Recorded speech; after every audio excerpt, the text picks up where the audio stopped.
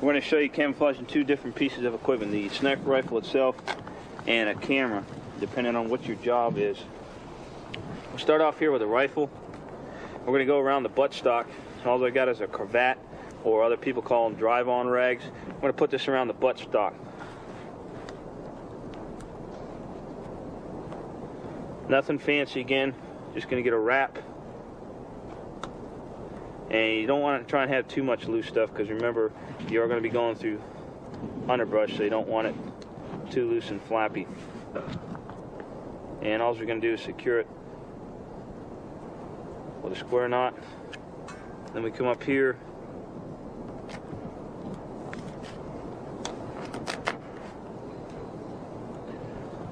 come around. Basically just kind of like you're wrapping an ace bandage around a leg or an ankle, wrist, whatever.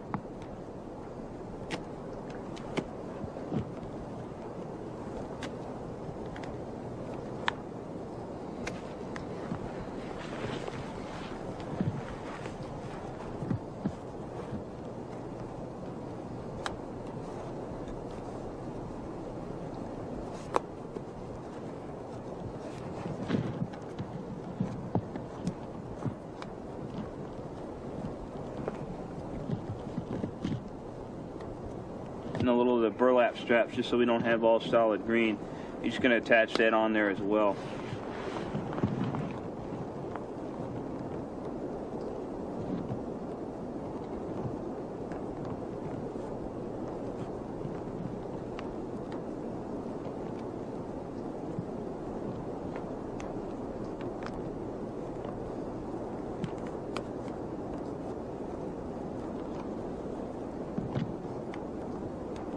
And you can see once again, we don't have anything that interferes with the action of the weapon. We can still operate our scope, covers fine, front and rear. Got nothing in front of the barrel, and we can also still operate our bipod as well, okay?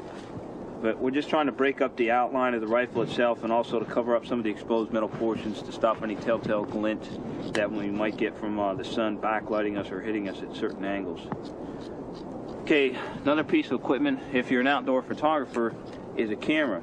Now, cameras are kind of neat in the fact that they're smaller and not as big as a rifle, so a lot of times you can just stuff them in very similar to a drag bag. You can just take a small laundry bag or even a dyed pillowcase and just drag that along with that. The important thing to remember, though, is if you have a large video unit, you're obviously going to have to use some type of drag bag, because it's just too bulky and awkward and heavy to be trying to drag that just by the sling. But something small like this, we could even take a burlap sack like it has right here, and we could put it right inside of the sack and cover it up like that. Now obviously we'd want to dye this, but if we didn't have access to dye, we could very quickly cut some holes in this. Okay, what we're doing is just making a small incision on either side of the bag here, and we're just going to take our camouflage netting,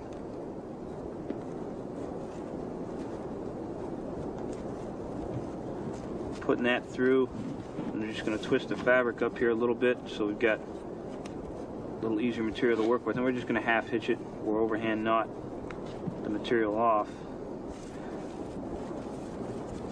So now you can see we repeat this process almost like we were doing a ghillie suit, but we tie several strips of this along the bag, so as we're moving and dragging it, we don't just have a plain burlap bag, just something to break up the tan or khaki color of this in itself.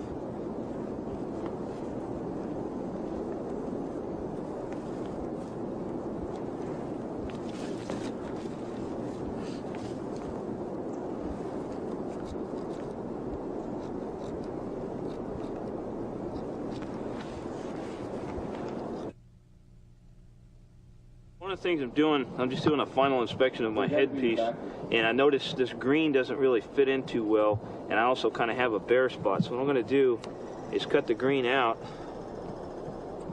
and I've already cut some strips of some different material that I want to add in. And what I've done in the material here, I just make a snip enough for this material to fit in. I'll go ahead and twist the end up so it's a little easier to work with. And I'll go ahead and insert it into the net.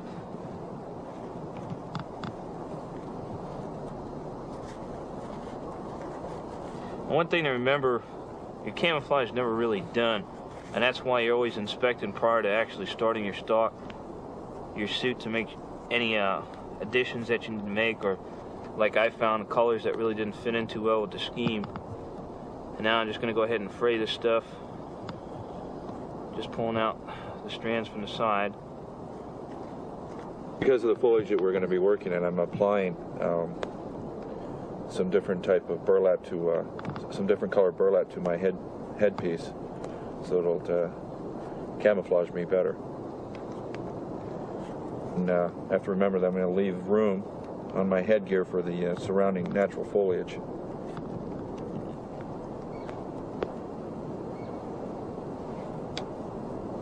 One of the things we're doing, we just went out to check a little bit how our pattern matched up, and we noticed Ron's pattern was a little bit light. So what we're doing is taking the atomizer or the spritzer bottle, and we've got dye in here, and what we're doing is darkening up his pattern a little bit.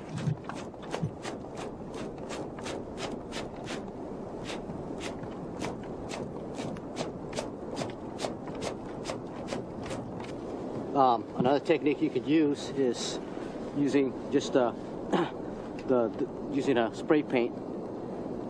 In this case, we have black and green, leafy green. Go ahead and go around and hit some of the areas that you might have put too much brown on,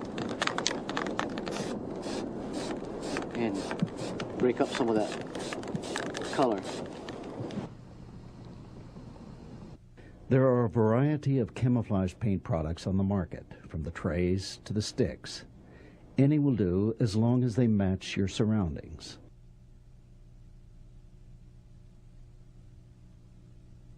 The basic concept of face painting is to cover the prominent features of the face with the dark paint. The chin, mouth, nose, brow, and cheekbone will receive the darker colors. The deeper features of the face will receive the lighter colors: the cheek, the eyes, the forehead.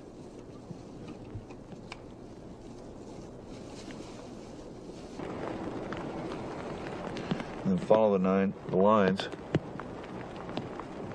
on my neck to break up the pattern on my neck. And then down underneath the chin, my Adam's apple.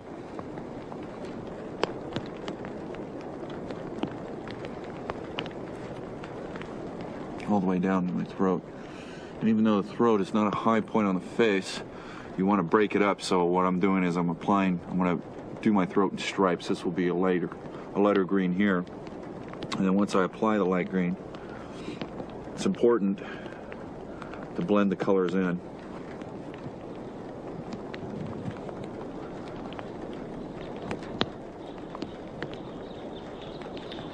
Get it on nice and thick.